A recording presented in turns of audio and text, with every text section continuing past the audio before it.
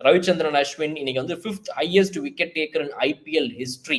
அந்த 5 வீரர்கள் பார்த்தீங்க அப்படின்னா வந்து நம்ம யுஸ்வேந்திர சஹால், புவனேஸ்வர் குமார் போன்றவர்கள் இருக்கக்கூடிய அந்த லிஸ்ட்ல 5வது இடத்துல இருக்கிறாரு. அது மட்டும் இல்லாம இந்தியாவுடைய டெஸ்ட் கிரிக்கெட்ல 2nd highest wicket taker Anil கும்ப்ளேக்கு அடுத்தபடியாக இருக்கக்கூடிய ஒரு நபர். ஸோ இப்படிப்பட்ட பல நம்பர்ஸ் வந்து தனக்குள்ள வச்சிருக்கக்கூடிய one of the greatest of the cricket அப்படின்னு சொல்லலாம். தன்னை ரொம்ப சிம்பிளான ஒரு நபரா எல்லாருக்கூடயும் ரொம்ப அக்சசிபிளா வச்சுக்கிறதுனாலயோ, இல்ல எல்லாருக்கூடயும் ரொம்ப ஜாலியா இருந்ததே யாரோ மச்சான் வாடா போடா அப்படின்னு சொல்லி பேசக்கூடிய அளவுக்கு ஒரு யூடியூப் சேனல்ல அவர் இருக்கிறாருன்றனால வேணா இன்னைக்கு வந்து அவரு நம்மள ஒருத்தரா இருக்கலாம். பட் ஆக்சுவலா நம்ம அப்படி லைட்டா தள்ளி வச்சு பார்த்தோம் அப்படின்னா, அதுதான் அது இருக்கக்கூடாதுன்னு அவர் நினைக்கிறாரு. பட் இருந்தாலும் சொல்றேன்.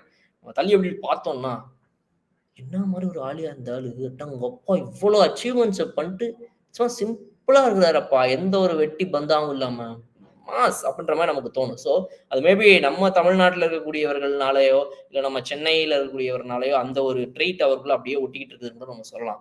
But man of less words, man of simplicity, but of great records அப்படின்னா அது ரவிச்சந்திரன் அஸ்வின். இன்னைக்கு வந்துட்டு ஐபிஎல் இல்லாம அவரை வந்துட்டு ஒரு பிளேயரா நம்ம பார்க்குறோம் அப்படின்னா, அது வந்து மத்த பிரான்சைஸ்ல கண்டிப்பா நான் எதிர்பார்க்கிறேன்.